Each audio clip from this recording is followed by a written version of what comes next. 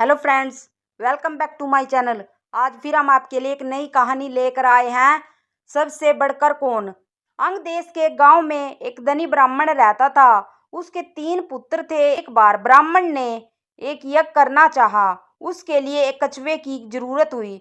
उसने तीनों भाइयों को कछुआ लाने को कहा। वे तीनों समुद्र पर पहुंचे। वहां उन्हें एक कछुआ मिल गया।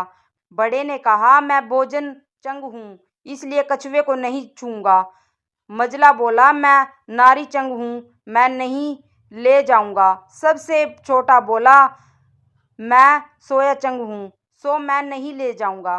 वे तीनों इस बहस में पड़ गए कि उनमें कौन बढ़कर है। जब वे आपस में इसका फैसला न कर सके तो राजा के पास पहुंचे। राजा ने कहा, आप लोग रुके, मैं तीनों की अलग अलग जांच कराऊंगा। बाद राजा ने बढ़िया भोजन तैयार कराया और तीनों खाने बैठे। सबसे बड़े ने कहा, मैं खाना नहीं खाऊंगा, इसमें मुर्दे की गंध आती है।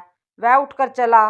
राजा ने पता लगाया तो मालूम हुआ कि वह भोजन शमशान के पास के खेत का बना था। राजा ने कहा, तुम सचमुच भोजन चंग हो, तुम्हें भोजन की पहचान है। रात के समय राजा ने एक सुंदर वेश्या को मजले भाई के पास भेजा। ज्यों ही वह पहुंची कि मजले भाई ने कहा, इसे हटाओ यहाँ से, इसके शरीर से बकरी के दूध की गंध आती है। राजा ने यह सुनकर पता लगाया तो मालूम हुआ कि वह वेश्या बचपन में बकरी के दूध पर पली थी। राजा बड़ा खुश हुआ और बोला, तुम सचमुच नारी चंग हो। इसके बाद उसने तीसरे भाई को सोने के लिए 7 गद्दों का पलंग दिया।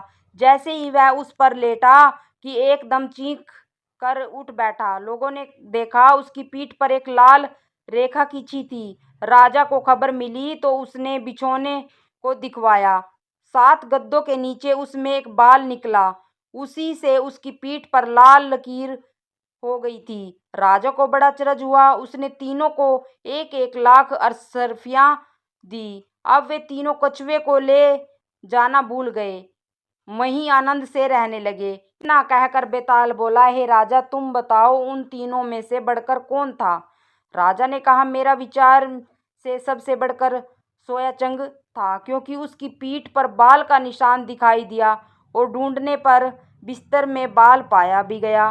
बाकी 2 के बारे में तो यह कहा जा सकता है कि उन्होंने किसी से पूछकर जान लिया होगा। इतना सुनते ही बेताल फिर पेड़ पर जा लटका। राजा लौटकर वहां गया और उसे लेकर लौटा तो उसने यही कहानी कही। Thanks for watching.